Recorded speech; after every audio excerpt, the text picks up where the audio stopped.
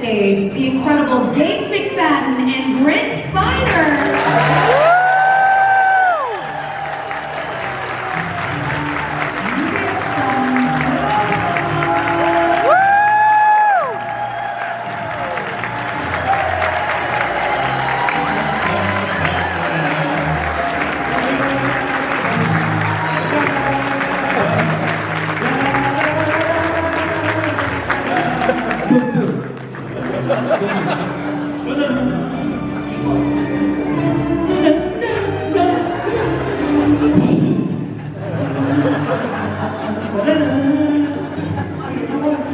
We should record that. Yeah, we should get a tune for us. You know what? I love the lyrics.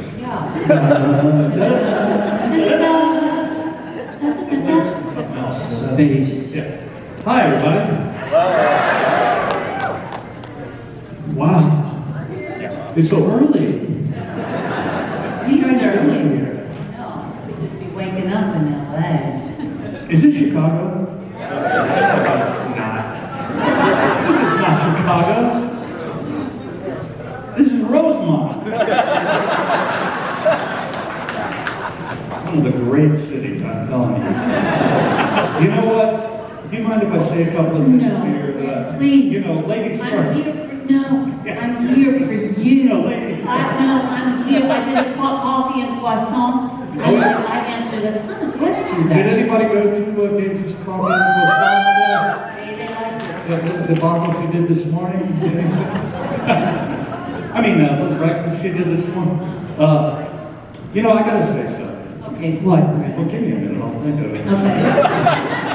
You know, you folks, You mean the room? this room, Okay. you folks are the best looking group I've ever seen. Amazing. I'm kidding. And that's not saying much. Actually, can we take those big spotlights down and put the house lights up a little bit? Can we do that? Yeah. Or just make one on me? There we go. We're people. We see the people. Yeah. Oh, what did I say about the rest? Yeah, no, I did it. I meant it. All right, I'm sitting down too. Can you see us in the back? You can't see us? You can't see. Look, I stood my whole That's me. croissant coffee. I'm going to sit on this one, please, right? You want to Yeah. chairs more? Can you see us here? They need to come out more? Is that what you're saying? You need the spotlights back on because we just disappeared completely. You've seen what we do. You know what we do. It just gets worse every year, you know? You guys just sit there in the dark and go, oh no, she looks like oh, come on. Speak for yourself. He looks gorgeous as ever. Gorgeous as ever.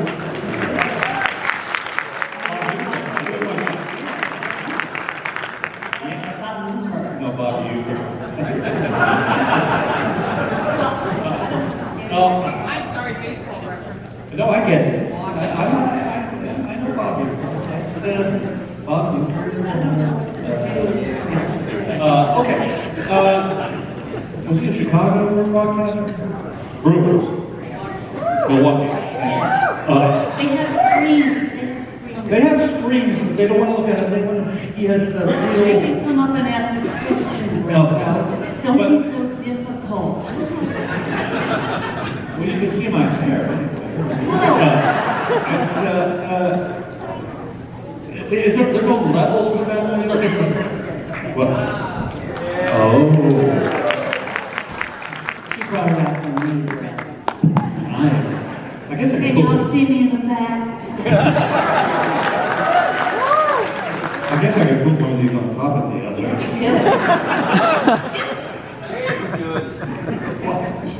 She's back there looking for another for you. She's looking. It's okay. I don't mind standing. Hey, there are people standing. Look at this. Oh my gosh. Oh. Well, we have. I have a. What's your rank? He's got a. Look at that. He's already there. Captain. Oh, hey, Captain. Yeah, but Captain Data. Spock. that's the Data Crusher combo. Right. Data with red hair. Data with red hair. Yeah. Listen I saw his duck with Spot, the daily duck with Spot. I am so jealous. It's just not fair. The what? The daily duck Oh, the duck. with Yeah, daily Spot. duck. I mean, how come only the guys get the ducks? You know? Oh, no, Marina has one. I know, but I mean, I was his doctor. I was Spot's doctor. You know, I did so much surgery on Spot, and he doesn't even care. And I've done duck surgery too. I mean, I was the. Well, there's one of Tracy the stand-in too.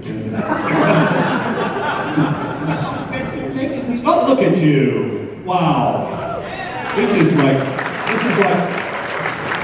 one big love fest, isn't it? And you're okay. Well, look so far behind now. I like it that way.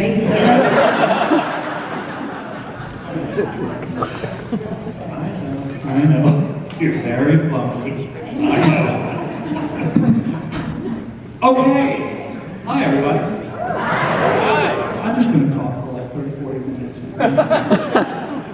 You know, there's a little game I like to play. And I want to play it right now. You can't play. You can do it. The game is called... This is not the one you do in your bedroom, is it? Am I right? Well, I have played it there, yes. I mean, you have to have other people. I can't do it by myself. I can do other things by myself. Okay, here's the game. It's called 3 Degrees from Brent Spiner. You know the 6 Degrees from Kevin Bacon? I think I can connect, either professionally or personally, to anyone in show business ever in 3. Yep.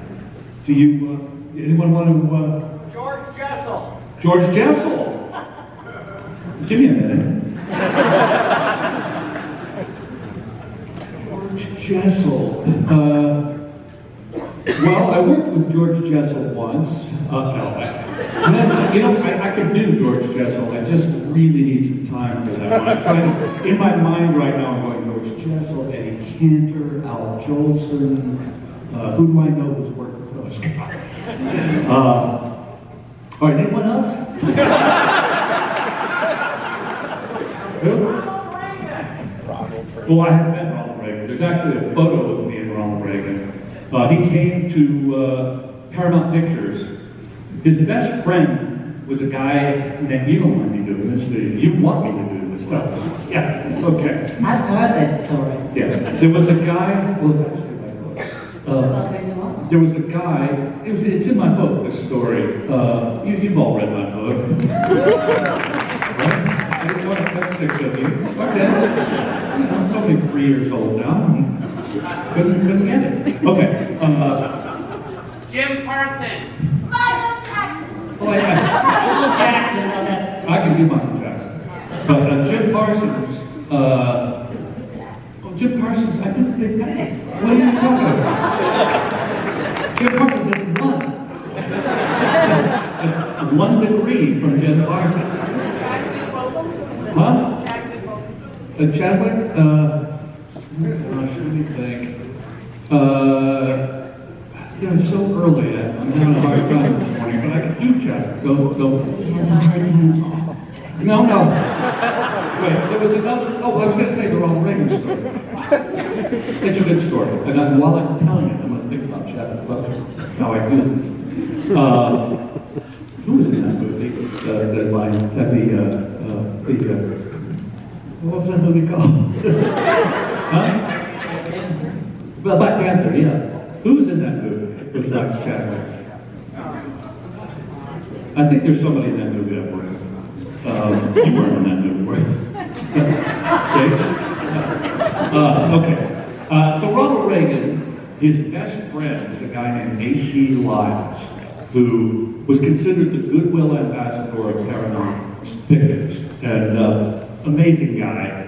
I can tell you all. Meticulously groomed. Unbelievable. Beautiful suits. He drove a vintage T-Bird, and he was around 85, I think, when we knew him. But Ronald Reagan was his best friend. He was best man at Ronald and Nancy's wedding. So So he said one day, Ronnie's coming over to the set. He'd like to meet you guys. And so we were thrilled. I don't think we were there that day. And it was whoever was working that day got to meet him. And Gene Roddenberry was there. And so we were all excited. We were on Planet Hell, stage 16. And in the door swings open, and in strolls Ronald Reagan, who looked fantastic. I mean, kind of like I look right now. And he was wearing a brown suit, and he was like just elegant looking, and strolled in, and Gene Roddenberry was sitting in a chair just like this, and he had a cane, and Gene got up, and as he got up, he dropped his cane, and Reagan came in, swooped the cane off the floor, and handed it to Gene. Ronald being about 5 years older than Gene was at the time. Anyway, it was an amazing experience. He was looking all around and goes, you know, I was under a contract at Warner's. I did 3 pictures here at Paramount. And I said, oh, what movies were those? And he went, He making movies. But he said, you know, the AC would kind of prompt him to tell the story. And he said, tell him about your haircut. He goes, oh, yeah, well, he tells this story that he got his hair cut in the White House barber shop, and somebody came in and gathered up all the clippings because they wanted to prove that his hair was dyed, because it was red. And he said, and they never proved my hair was dyed. It wasn't. And I said, I wish I could say the same. And he said, what? But yeah, and so I have a photo of me shaking hands with Ronald Reagan. Amazing thing about Reagan, well, there are many things, because he was a highly accomplished human being, but he was, I have a friend who has a photo of himself with Reagan. My friend is 5'6". In the photo, he and Reagan are the exact same height. In my photo, I'm about 5'10", I was maybe 5'11" then, and but Reagan was 6'2", 6'3". We're the exact same height in the picture. He's like Zelig or something. He can morph himself into anybody's size. That was one of his accomplishments. That and destroying the economy.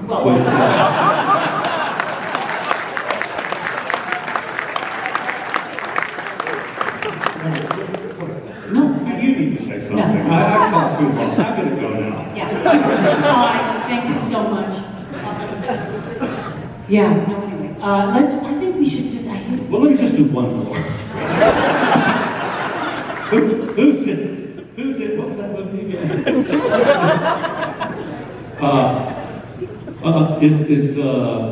Was Robert De Niro in that movie? I could hook up. Who? Angela Bassett was. I was on a plane with Angela Bassett once. Is that me and Angela? not really. Patton Oswalt, Patton? Bradbury, and you worked with him on Goldberg. With Patton, I know Patton. I just saw him the other day at my friend. I have a good friend. His name is Phil Rosenthal. He does this show called Somebody Feed Phil on. Do you know that show? And Phil created Everybody Loves Raymond as well. He's a brilliant guy. But he just opened a diner in Larchmont, LA. It's named Max and Helen's. It's named after his parents. And he invited me to come to the pre-opening, and Patton was there.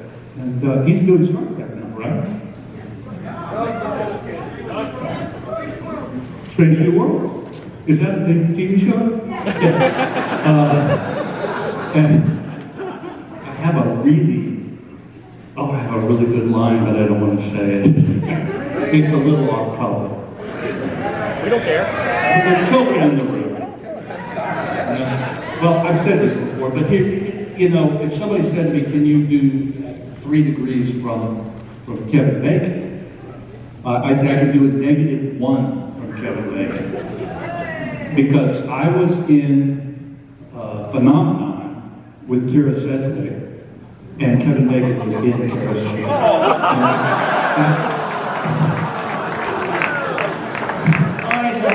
That counts, that's good. Let's start with some questions. Sir, Captain, what would you like to say? Yeah. Well, thank you both for being here. Your work on Star Trek has been instrumental for all these people in the room, myself included. Just great to have you here. Gates, my question is for you. Loved your podcast, and that's the Gates. Recommend it to everybody here if you haven't listened to it. My question, though, is what was the biggest takeaway from it? Either a story that you learned or learning about producing a podcast, something that you learned about yourself? I would say all of those things. I said no for a bunch of times when I was asked, and by the way, I'm not doing it now. But I might later, but I have to take a break because I'm writing a book with stories from my life. But at any rate, I learned that I needed to not try so hard. I needed to do my research and then relax. Instead of worrying about keeping the ball going, I could always edit, but I wasn't used to doing that, so I didn't think about that. And I also used to get so much material, and so it would take me forever to edit it down, and when I did Will Wheaton's, I ended up doing 2 episodes, because I was like, I don't want to lose some of this material, it's so good. But it was harder to do my own cast by a long shot. I think those actually, it's because I know what they don't want to talk about and what they will talk about, and so I think I was more betwixt, trying to, I want to let people know about them. I did a lot of research, but I think the more successful ones were people I didn't know, because I'm naturally curious. I like that when people come to the table, I like to know about them. When there's time, people are interesting.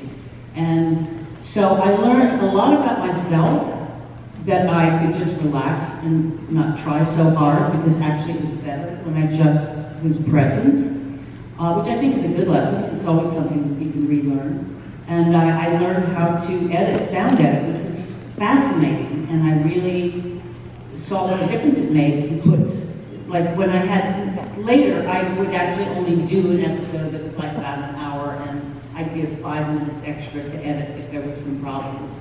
But initially I would do way too much, and I'd have to edit it down. So I did learn a lot about it in the editing. You want to end a certain way on a certain note, and what's the beginning story and all of that. So yeah, I learned an awful lot, actually. Let me ask you a question. Oh, God. What did you learn? No, I'm kidding. You mentioned earlier that to me, privately. And I said, don't tell anyone. Right. Yeah. No, you mentioned that you watched the Pee Wee Herman documentary on the plane. Yeah.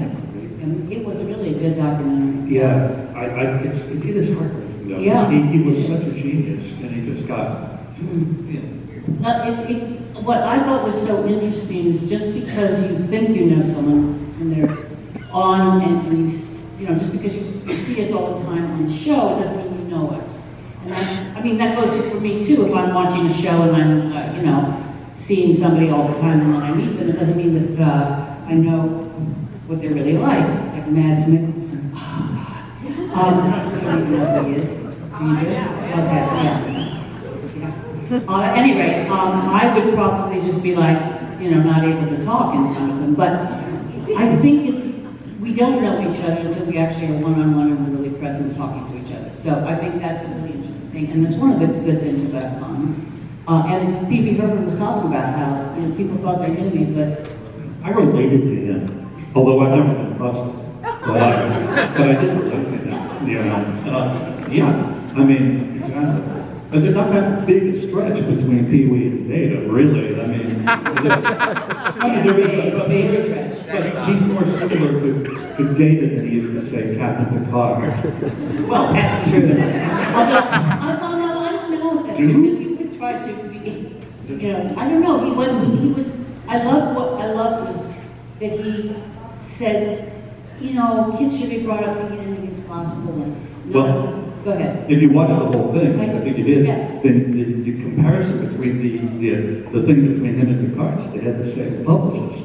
I know, I Kelly saw Bush was on there, I saw yeah. him. She was very eloquent, I thought. Yeah, And she, but what I was going to ask you, yeah. pardon us, because we haven't seen each Yeah. other. Yeah. Have you watched the Scorsese documentary? Yes, I have. Oh, my God. You know, I did you notice that? I did notice that.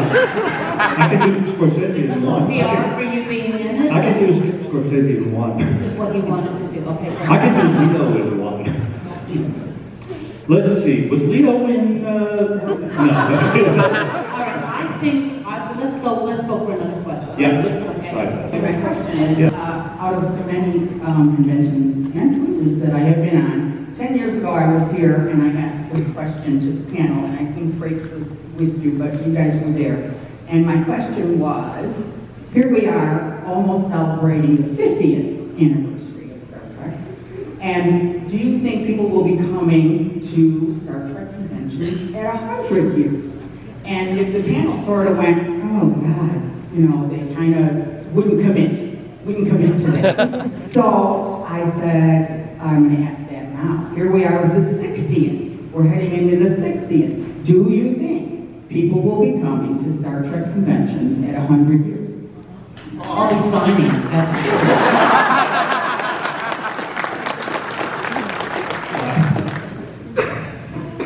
Try to finish that revolve.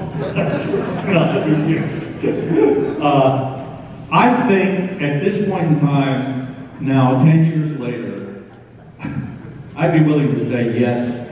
I think I do think this. I think there will be some Star Trek on the air, some new Star Trek even, because I think it is, and I've said it a million times, it's the great American epic, and I think it goes on and on and on, and so there'll always be, you know. We might be doing conventions like up in space. Right. And that would be, right? Totally fun, those are going to be very pricey, okay? So just start saving that. Well, we don't just even beam into your living room. Those are really expensive. Thank you. Hey, Hey there. At the risk of turning this into the Family Guy episode where everyone's asking you all about their like dry skin and sink problems, I have a question that's also not super Star Trek related, but you guys have done great work outside of this franchise. Gates, my wife blew her mind that you choreographed Labyrinth and Muppets Take Manhattan. Brent, I loved your audiobook. I didn't read it, I listened to it. okay. And it was fantastic. Everybody here should do it. But Did you hear him? I don't know if they heard you. Can you say that again? Audible.com. This is the guy you were flirting with in the photo. Yeah. Flirting with him now. You are so subtle. Anyway, I was going to ask you, what projects of yours, maybe one each, that are not Star Trek related that you wish we'd all take a look at maybe when we go home today? Well, I'd love it if you would see some of my theater shows in New York, but you would have to be a time traveler. So that's not going to happen. I mean, Are you a time traveler? you might be. I could try. You could try. You could try, because I really would appreciate that very much. There's a Pinter play I did that I'm very proud of my performance. So that would be one thing. Yeah, I don't know. Oh, there's so many to choose from. You know what? I did a series that I really enjoyed doing. Yeah. No, I don't care. No, I did a series called Outcast. Did you ever see Outcast? See? Yeah. Wasn't it That's amazing? what they thought of it, yeah. It was a horror. It was the guy, no, I can't think of his name right now. George Jessel, I think. No, the guy who created Walking Dead. Robert Kirkman. Kirkman, yeah. Well, this was Outcast was based on a Robert Kirkman comic book, and he produced the series. They had a choice to put it either on HBO or Stars, and they thought, well, let's make Stars up. And so they put it on Stars, and it went. It'll come back, it'll show up on Netflix. But I played a really interesting character in it because I was like the devil. I mean, this character made Laura look like the sweetest guy that ever was. But it was with a wonderful cast, particularly Patrick Fugit, who played the lead. Patrick Fugit was the little boy in Almost Famous, who's the star, the lead in Almost Famous. And he grew up into a wonderful, wonderful actor. He's a really talented guy. And that's not why I would like you to see it, however, I would like you to see it because of me. But there you go. Yeah, I would say the only thing that's on film that would be maybe fun, but so many things, like I did Marker for 9 episodes, and that never, you have to do 2. Thank you, more Marker fans. Then But anyway, but I would love it if people would even take a look at, just go to theater sometimes. There's some really good theater. Brent was fantastic, and Brent was on Broadway. I was off Broadway, but Brent was on Broadway. I mean, amazing. I saw him in what was the year? 1776. Yeah, that was the year of the. I know. Yeah. Funny. Ken Burns just did a show about that. Have you seen it? That was good. I want to. I've got it. Me too. Have you seen the Ken Burns? Ken Burns, American Revolution. American Revolution, yeah? Is it? Yeah, I love it. I could do Ken Burns in. No, I can't even do Ken Burns. Well, I can because.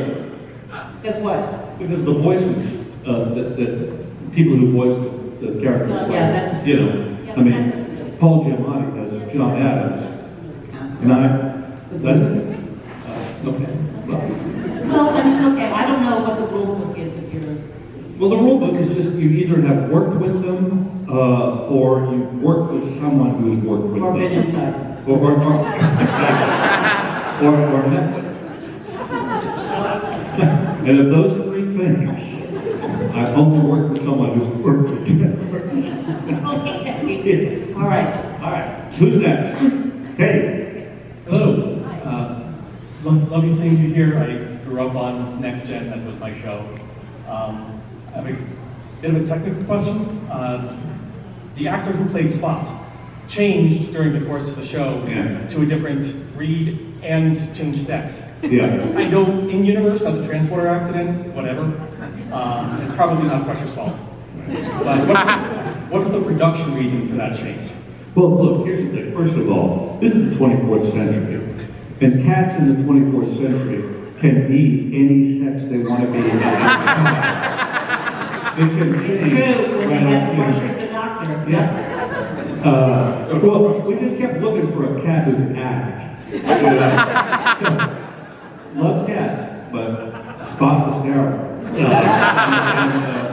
Couldn't do anything. They asked him to do. I love Spot. I worked with Spot. I even directed Spot on Genesis. Yeah, but the Spot you worked with, they finally got put a dog in a cat suit. And that dog was like the Daniel Day-Lewis of the dogs. That was the iguana. The iguana was amazing. Yeah. That was also the same dog. And the iguana suit. Oh, is that it? Okay. Yeah. Hi. I love it that we're abusing ourselves. So I have a question for Brent. Hi. How do you think? Hi, Lady Data. And there's Spot now.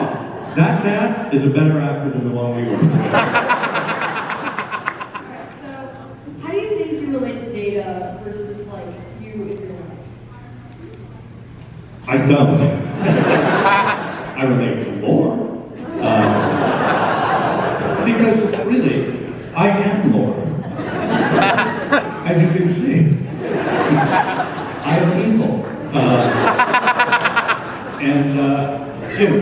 So it was such an easy role to play because I could just be myself. I've only done that a couple of times. Did it on Joey, the series Joey, and on Star Trek, playing myself.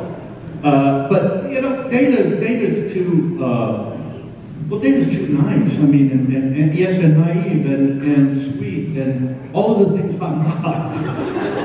That's what they call acting. That's not true. Brent himself is very sweet and kind. I will just say that. He is. Well, Just, no. And so is Gates. I had it. I didn't know. No, but it's true. I mean, he's the one who walks me back. I go, okay, can somebody walk her back to her room? Because I was going to say, I know. we have dinner tonight. I know, we have Don't dinner. drop anything. It's like I'm definitely the loose cannon in many ways. Well, because it's just the way. It's like dancers are clumsy. You know when you have to do the step and you work really hard. When you don't have to do it in the dance, you just like you fall over, you trip over. And that's kind of the way. Give me one martini and someone has to lead me back to my room. And it's often Brent, but he doesn't go in. Don't worry. Don't worry. I think we were in India. Where were we with? Right up first. No, we were in Atlanta, I think, recently. And this year. Oh, in Dragon. Yeah, I think that's where we had dinner. Bad story. We had dinner at a little restaurant around the corner. It was very nice. We sat outside and we went back to our rooms and I get a call like about 11 o'clock saying, excuse me, because I made the reservation, they had my number. They said, somebody dropped their passport under their chair. Someone by the name of McFadden. It was no surprise, I'll tell you. No surprise at all. Yeah. But here's the thing, I mean, it's true. So you called me and I went, oh God, okay, I'll get up. Because we were asleep, you were asleep. And he said, no, I'll go. And I went, no, I'll go. He said, no, I'll go. And he is a gentleman, so he went. I have to say, that was very sweet. And then he was, yeah. Thank you. And that's why I told that story. Okay. We've got a very short amount of We time. have a lot of people in uniform. A lot. We better make it go faster. Yeah, let's go faster. Faster questions.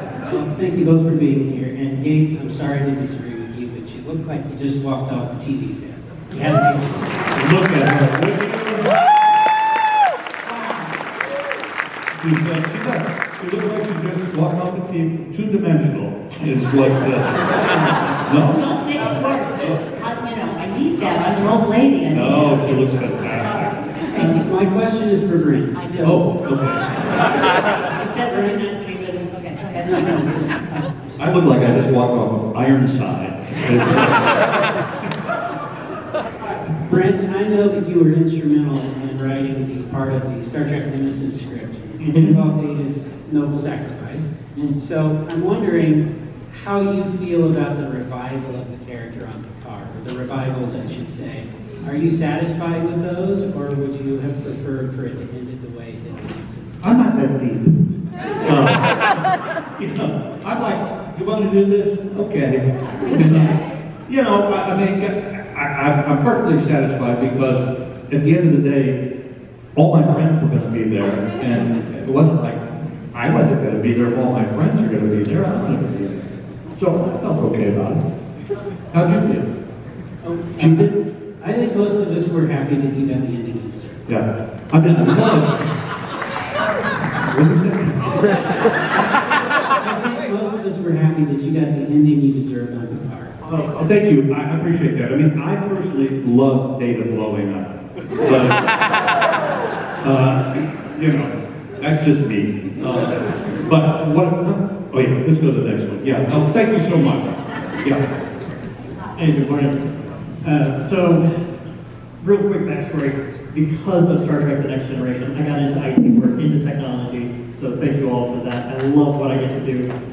So my question is, I travel for work, I speak at conferences, I give presentations, that kind of thing.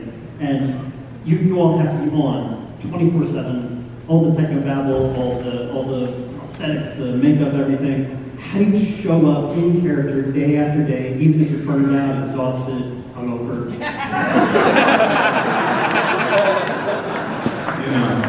That's the motivation.